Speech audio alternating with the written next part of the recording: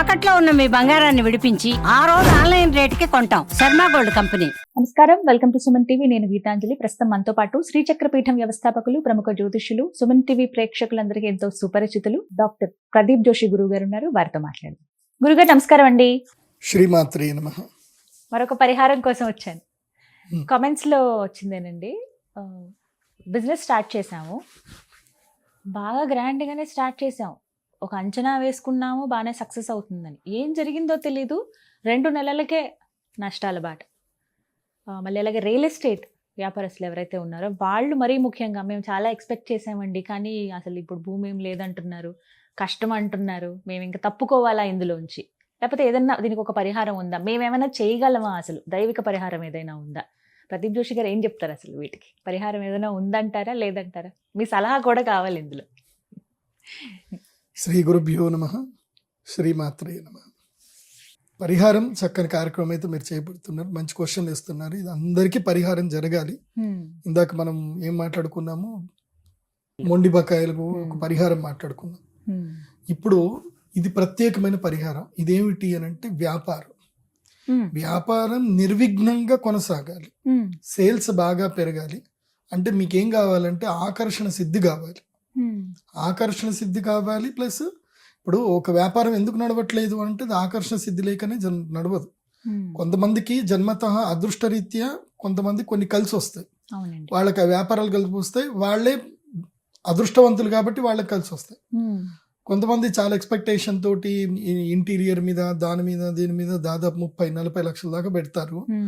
తీరా చూస్తే ఇన్కమ్ తగ్గుతా ఉంటుంది, మళ్ళీ అక్కడదక్కడనే ఉంటుంది, మెయింటైన్ చేయడం కూడా కష్టం అవుతుంది. మెయింటెనెన్స్ కష్టం అయిపోతుంది, స్టాఫ్కి జీతాలు ఇవ్వాలంటే కష్టం అయిపోతుంది, ఇంకా ఆఖరికి అమ్మో క్లోజ్ చేసేస్తామా అని కళ్ళెమ్మట నీళ్లు పెట్టుకునే పరిస్థితి అండి. అనవసరంగా స్టార్ట్ చేసామా ఏంటి అనే దాకా వచ్చేస్తారు. నేను ఇంకా ఈ రియల్ ఎస్టేట్లో కూడా అంతే. ఇప్పుడైతే 2024-23 దగ్గర నుంచి, ఇంకా 24 నుంచి చూస్తే రియల్ ఎస్టేట్ చాలా మంది వచ్చి ఏడుస్తున్నారు నా దగ్గరకు వచ్చి. ల్యాండ్ లో డబ్బులు పెట్టేసాం గురుజీ, ముందుకు లేదు వెనక్కి లేదు, ఎవరు కొనట్లేదు, బయ్యర్స్ రావట్లేదు, ఏం రావట్లేదు. చాలా మంది ఏడుస్తున్నారు, బాధపడుతున్నారు అసలు. సో నేను అనేది ఏంటంటే, ఫస్ట్ ఏదైనా సరే దైవేచ్ఛ కావాలి, దైవ అనుగ్రహం కావాలి. కొంతమంది మార్కెట్ ట్రెండ్ లేదు, గవర్నమెంట్ సరిగ్గా లేదు, అవి అంటారు. అట్లాంటిది ఏం లేదు. నీకు అదృష్టం ఉంటే కొనేవాడు ఎక్కడున్నా నీ దగ్గరకు వస్తాడు, జరుగుతుంది. ఇట్లాంటి దాంట్లో కూడా నా వన్ ఆఫ్ ద ఒక శిష్యుడు ఉన్నాడు. ఆ శిష్యుడికి నేనంటే విపరీతమైన ప్రేమ, విపరీతమైన ఇష్టం. వాడికి ఎక్కడైనా ల్యాండ్ అమ్ముడు పోవట్లేదు అంటే నన్ను పిలుస్తాడు, గురూజీ మీరు రండి గురూజీ, జస్ట్ మీరు వచ్చి అట్లా కాలు పెట్టి వెళ్ళిపోండి గురూజీ, నాకు సేల్ అయిపోతాడు అంటాడు. అదేంద్రా అని చెప్పేసి అని. అంటే ఒక్కసారి ఏం జరిగింది అని అంటే, నేను వాడు రియల్ ఎస్టేట్ అడ్వర్టైజ్మెంట్ చూసి చూడ్డానికి వెళ్ళాను. చూడ్డానికి వెళ్ళి వాడు 36 లక్షలు ఏమో చెప్పాడు ల్యాండ్ రేటు. సరే ఇంత దూరం ఏమొస్తానులే, ఏం వద్దులే చూద్దామని చెప్పేసి నేను వెళ్ళిపోయాను. నేను ఇంటికి వచ్చేంత లోపలనే, నేను ఆ ల్యాండ్ చూసి ఇంటికి వచ్చేంత లోపలనే వాడికి ఇంకో ఫోన్ వచ్చింది. వాళ్ళు వచ్చారు, చూశారు, అడ్వాన్స్ కూడా ఇచ్చేసారు. ఇంకా సెంటిమెంట్ అలా 36 లక్షలకే, సేమ్ అదే ప్రైస్కి. వాళ్ళు ఇంకా నెగోసియేషన్ కూడా చేయలే. నాకే ఆశ్చర్యం అనిపించింది, ఓ మనకు కూడా పవర్స్ ఉన్నాయిరా అనిపించింది. సరే అంటే యాదృచ్ఛికంగా సరే జరిగింది, అది యాదృచ్ఛికం అనుకోవచ్చు. మళ్ళీ ఒకసారి వాడికి ఏమన్నా అంటే, ఒక మంచి ల్యాండ్ ఉంది రండి గురూజీ అని చెప్పేసి అన్నాడు. నేను అట్లా రమ్మంటే నేను ఫీజు అడుగుతా కదా, సరే అని వెళ్ళా. చూసి ఇది మంచిగా ఉంది కానీ ఇప్పుడు నాకు ఇదే అంత నచ్చలేదు అన్న, నాకు నచ్చలేదు అన్న. గతం అది కూడా సేమ్ ఇమీడియట్లీ పోయింది. సో ఆ శక్తి ఉండాలి, ఒక్కొక్కళ్ళకు ఒక శక్తి ఉండాలి. నేను మహాగణపతి ఉపాసన చేస్తాను. దానికి ఏంటంటే మహాగణపతి ఉపాసన కావాలి. ఎందుకోసం అంటే సమస్త కార్యాలకు అన్నిటికీ విఘ్నకారకుడు కూడా ఆయన్నే. నీ జీవితంలో ఏదైనా నీకు రావట్లేదు అంటే ఏదో నిన్ను ఆపుతుంది, విఘ్నం చేస్తుంది. ఆ విఘ్నాన్ని నిర్విఘ్నం చేయాలి, తీసి పాడేయాలి. ఎవరు తీస్తారు? మహాగణపతి మాత్రమే.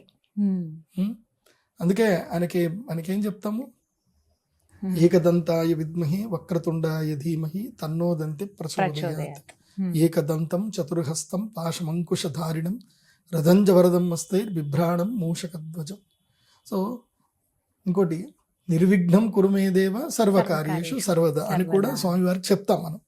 కాబట్టి ఆ స్వామిని కొలవడానికి కూడా ఒక పద్ధతి ఉంటుంది. 2 రకాల పద్ధతులు ఉంటాయి.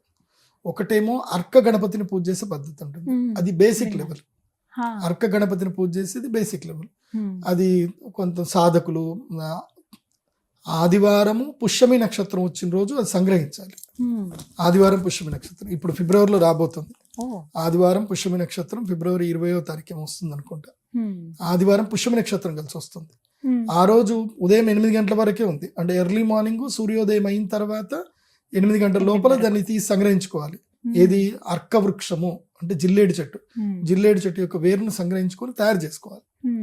ఇది బేసిక్. ఆ తయారు చేసుకొని ఆ గణపతికి పూజ చేసిన లాభాలు వస్తాయి, విఘ్నాలన్నీ తొలగిపోతాయి. ఇది కామన్ గా అందరికీ వర్తిస్తుంది. కానీ హయ్యర్ లెవెల్లో రావాలి. మహాగణేశ నిర్భిన్న విఘ్నయంత్ర ప్రహర్షిత అమ్మవారి పేరు ఉంటుంది. ఆ మహాగణేశుని యొక్క విఘ్నయంత్రము యొక్క ఏదైతే శక్తి ఉంటుందో ఆ శక్తి ఒక యంత్రంలో ఉండాలి.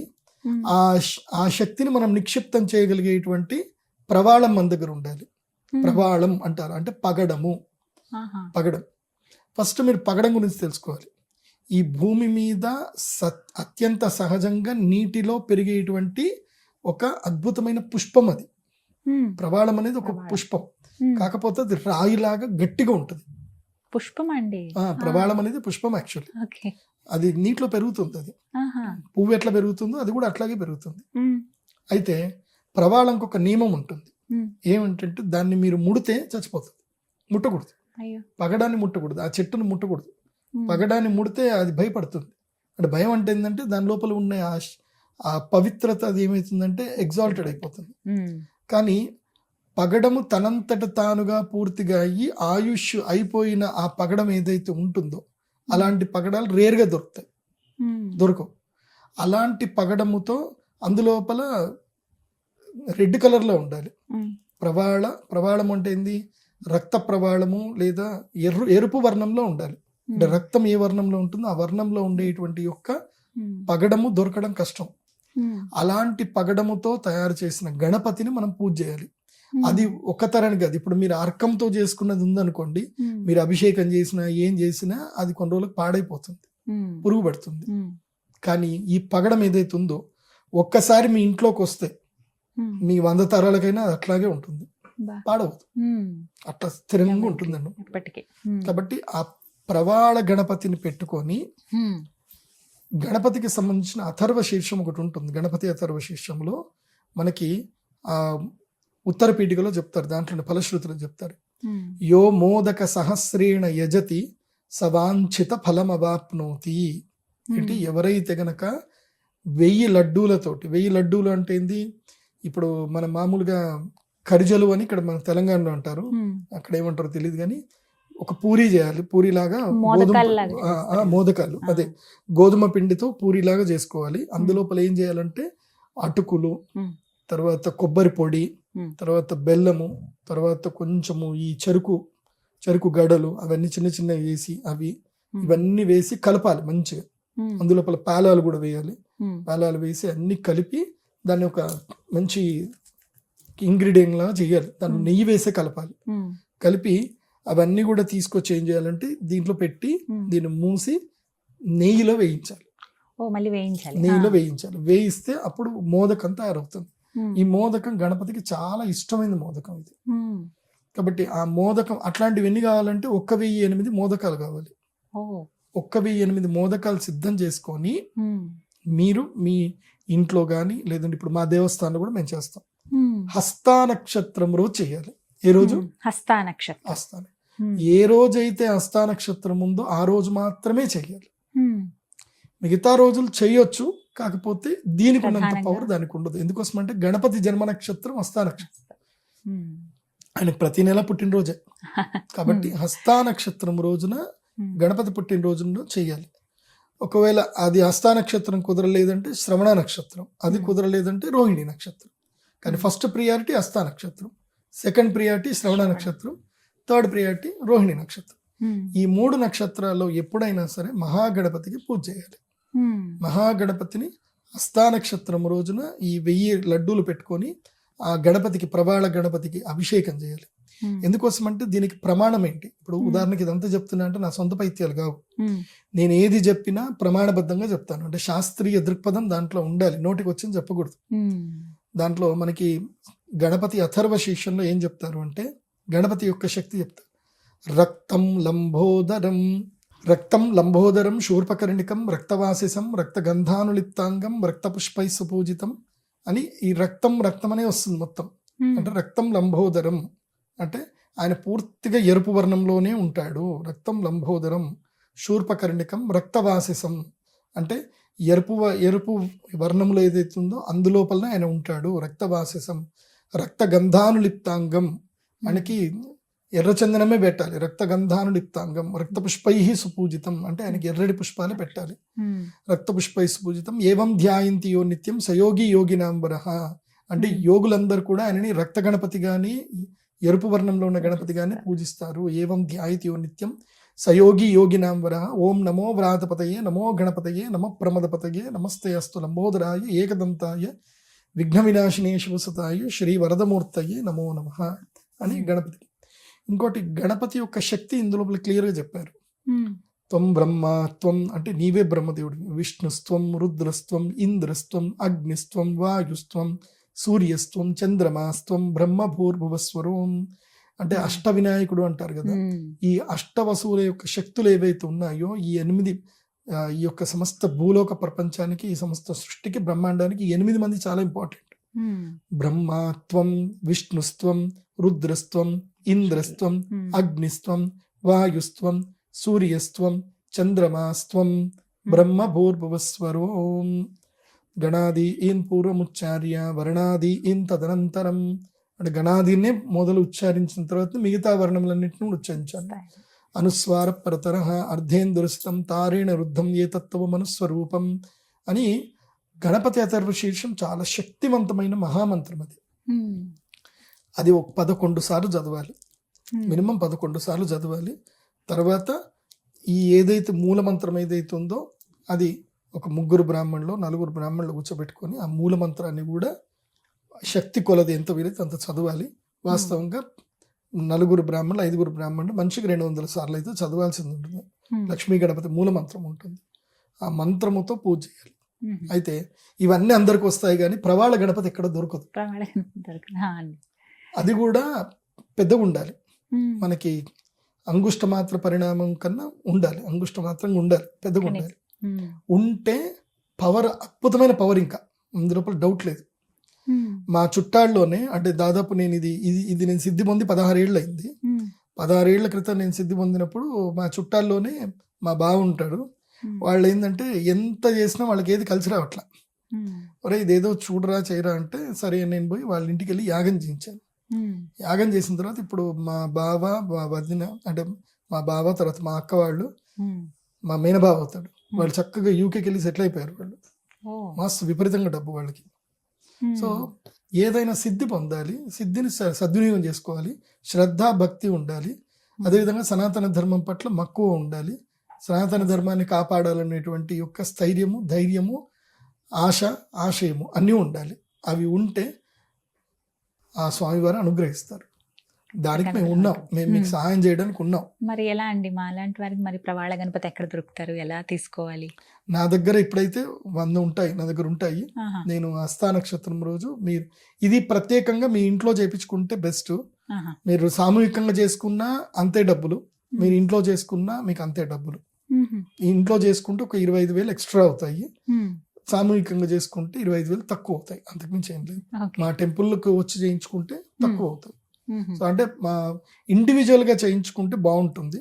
ఇండివిజువల్గా మా అమ్మవారి టెంపుల్లో వచ్చి ఒక ఇండివిజువల్గా చేయించుకోండి. నేనైతే చెప్పేది ఏంటంటే ప్రత్యేకంగా 4 బ్రాహ్మణులను కూర్చోబెట్టుకొని మంచిగా మండపం వేసుకొని 16 కలశాలు పెట్టుకొని మంచిగా ఇండివిజువల్గా చేయించుకోండి. మీ స్థానంకి రమ్మన్నా వస్తారు కానీ దానికి ఛార్జెస్ ఇంకా ఎక్స్ట్రా పడతాయి. కానీ దీనికి మాత్రం మినిమం మేము 1 lakh రూపీస్ ఛార్జ్ చేస్తాము. సో అందుకోసం అంటే ఆ ప్రవాళం గణపతి దొరకదు. అది ఇది పగడం గణపతి, ఇది ప్యూర్ పగడంతో చేసిన గణపతి. పగడంతో ఇంతే ఉంటుంది. ఈ గణపతికి మహాశక్తి సంపన్నం, దీంట్లో డౌట్ లేదు. తీసుకున్నాక వెండితో వెండితో అల్లించుకొని కింద ఇట్లా స్టాండ్ చేయించుకోవాలి. స్టాండ్ చేయించేసుకొని వెండితో అల్లించుకోవాలి. సో వెనక ఏదైతే మనం వెండిది కవచం చేయించుకుంటామో దానికి చిన్నగా ఛత్రి చేయించుకోవాలి. చిన్న ఛత్రి, స్వామివారి మీద చిన్న ఛత్రి ఉండాలి. సో మనం ఏం చేయాలంటే ఈ వెండి కవచము తీసేసి ఛత్రి తీసేసి వెండి కవచం ఏదైతే ఉందో హోల్డింగ్ లో పెడతామో అది తీసి అటు కింద సింహాసనం లాగా ఉండాలి. అది తీయించేసి దీన్ని అభిషేక పాత్రలో పెట్టుకుని అభిషేకం చేయాలి. చక్కగా స్వామివారిది రోజు ఓం గం గణపతయే నమః, ఓం గం గణపతయే నమః అని చెప్పి అభిషేకం చేసుకోవాలి. అభిషేకం చేసిన తర్వాత ఏం చేయాలి, ఈ గణపతికి ఏంటంటే వెంకటేశ్వర స్వామి వారికి అభిషేకం అయిన తర్వాత పునుగు పిల్లి తైలం పెడతారు ఆయనకి. అట్లాగే ఈ ప్రవాళ గణపతికి ఏంటంటే అభిషేకం అంతా చేసిన తర్వాత తడిగుడ్డతో తుడిచిన తర్వాత మందార తైలం పెట్టాలి. ఈయనకు మందార తైలం ఇష్టం. మందారం ఏ వర్ణంలో ఉంటుంది? ఎరుపు వర్ణంలో ఉంటుంది. ఈయనకు మందార తైలం అంటే ఇష్టం. ఒకవేళ మందార తైలం దొరకకపోయినా జాస్మిన్ తైలం అయినా పెట్టవచ్చు. కానీ మందార తైలం ఇస్ ఫస్ట్ ప్రియారిటీ. దొరుకుతుంది మీకు ఆన్లైన్ లో ఎక్కడైనా మందార తైలం, లేదంటే మీరు తయారు చేసుకోవాలి మందార తైలం. మందార తైలం పూయాలి. మందార తైలం పూసి మంచిగా స్వామివారి గంధం కుంకుమ పెట్టి అరకపత్రము, అరకము తెలుసు కదా, గరికలో పెట్టేసి మంచిగా లడ్డూలు నైవేద్యం పెట్టండి. ఇది ఎవరి ఇంట్లో ఉంటుందో వాళ్ళ ఇంట్లో ఇంకా ఏ విఘ్నాలు రావు, వాళ్ళకి ఏ సమస్యలు రావు. ఏది వచ్చినా స్వామివారు కొట్టేస్తారు, ఇంకా దగ్గర దాకా ఏవి రావు. ఇది ఒక్కసారి తీసుకుంటే లైఫ్ టైం ఫర్ ఎవర్ మీరు మీ తరతరాలకు, వంశాలకు, అనువంశాలకు అందరికి వచ్చేది. ఎప్పటికీ ఇంకా అలా ఉంటుంది. సంకష్టహర చతుర్థి వ్రతం చేసుకోవచ్చు. ఇది మన వినాయక చవితప్పుడు చేసుకోవచ్చు. ఒక్కసారి స్వామివారు వచ్చారు అంటే ఇంకా మీ ఇంట్లో ఇంకా బాధలు, క్రైస్ ఉండవు. ఇంకా ఎప్పుడెప్పుడు పైత్యానికి చేసుకుంటూ ఉంటాయి తప్ప మీ అన్నిటికైతే స్వామి ఉంటారు. ఎప్పుడెప్పుడు అభిషేకం చేసుకోవాలండి తీసుకున్నప్పుడు? సంకష్టహర చతుర్థి ప్రతి చవితికి, ప్రతి మంగళవారము, తర్వాత ప్రతి పౌర్ణమికి కూడా చేసుకుంటే మంచిది. ముఖ్యంగా గ్రహణం సమయంలో స్వామివారికి అభిషేకం చేసుకోవాలి. గ్రహణం సమయంలో చేసుకుంటే బాగుంటుంది. ఎందుకోసమంటే సూర్యగ్రహే మహానద్యాం ప్రతిమా సన్నిధౌ వా జిప్త్వా సిద్ధమంత్రో భవతి అని మన గణపతి అథర్వశీర్షంలో చెప్పారు. సూర్యగ్రహణం అప్పుడు ఈ గణపతికి పూజ చేసుకోవాలి. సో అందుకే ఇప్పుడు మేము సూర్యగ్రహణం వస్తుంది కదా, అప్పుడు ఎవరెవరైతే వస్తారో వాళ్ళకి ఈ గణపతి గిఫ్ట్ గా అయితే ఇస్తాము. కాకపోతే దానికి చార్జెస్ ఎక్కువగా ఉంటాయి. ఇప్పుడు తీసుకోవాలంటే ఎలా అండి? వెబ్సైట్ ద్వారా సంప్రదించండి. వెబ్సైట్ ద్వారా సంప్రదించండి. ఈసారి సూర్యగ్రహణం వస్తుంది కదా, సూర్యగ్రహణం రోజు ఈ గణపతిని ప్రసాదంగా తీసుకోండి. ఎందుకోసం అంటే సూర్యగ్రహణం మన దగ్గర లేదు, మనకు సూతకం లేదు, ఏం లేదు. కాబట్టి అది పుణ్యకాలం. సూర్యగ్రహే మహానద్యాం ప్రతిమా సన్నిధౌ వా జిప్త్వా అని అన్నారు. అంటే మహానది పక్కన కానీ సూర్యగ్రహం వద్ద కానీ ఈ ప్రతిమా సన్నిధం, ప్రతిమని సన్నిధంగా పెట్టుకొని జపిస్తే గనక సిద్ధమంత్రో భవతి, అది సిద్ధి కలిగించండి. కాబట్టి ఇప్పుడు ఫిబ్రవరి 17 అనుకుంటాను సూర్యగ్రహణం వస్తుంది. సో మనకు కనబడదు, ఆర్కిటిక్ అక్కడ కనిపిస్తుంది, కానీ మనకు పర్వకాలం. ఆ రోజు ఎవరెవరైతే వస్తారో వాళ్ళకి ఇది ఇవ్వడం జరుగుతుంది. వీళ్ళ డాడీని కూడా ఇవ్వడం జరుగుతుంది. వీళ్ళ నాన్నగారు కూడా మన దగ్గర ఉంటారు, స్ఫటికలింగం. సో వాళ్ళ నాన్నగారు, వాళ్ళ దొరగారు ఇద్దరు వస్తారు. కాబట్టి ఇద్దరిని చక్కగా మీరు పూజ చేసుకోండి, ఇంట్లో పెట్టుకోండి. మరి వ్యాపార స్థలాల్లో పెట్టాల్సిన అవసరం లేదండి, ఇంట్లోనే ఉంచాలా? వ్యాపార స్థలాల్లో కూడా పెట్టుకోవచ్చు, అక్కడ కూడా పెట్టచ్చు, ఇంటి దగ్గర లేకపోతే అక్కడ. ఫస్ట్ ప్రియారిటీ ఇల్లే. తర్వాత ఎందుకోసం అంటే మీరు ఇంట్లో వెళ్ళి మీరు రోజు ధ్యానం ఎక్కడ చేసుకోగలుగుతారు? ఇంట్లో చేసుకోవాలి.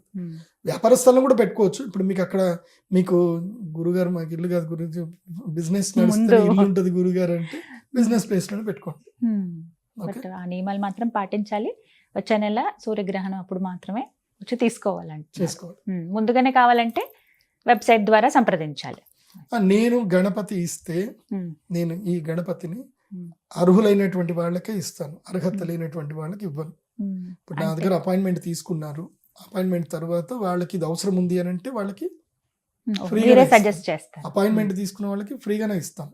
అంటే వాళ్ళకి ఇది అవసరం పడుతుంది అని అంటే ఫ్రీగా, అంటే కొంచెం చార్జెస్ చేసుకుని. ఎందుకోసం అంటే నేను అపాయింట్మెంట్ తీసుకున్నప్పుడు వాళ్ళకి ఒక న్యాయం చేయాలని చూస్తాను. ఏదో కొంతమంది 5,000 6,000 తీసుకుంటారు, కానీ వాళ్ళు చెప్పి 2 నిమిషాలు వాళ్ళ బాధలు వినరు, ఏం వినరు, చెప్పేసి వెళ్ళండి మీరు కాలసర్పదోషం ముందు పూజ చేసుకోండి అంటారు. వాళ్ళ బాధ వినాలి, వాళ్ళకి ఏందో అర్థం చేసుకోవాలి. వాళ్ళు మన దగ్గరికి వచ్చినప్పుడు మనం వాళ్ళకు ఒక మార్గనిర్దేశం చేయాలి, ఓపికగా మార్గనిర్దేశం చేయాలి.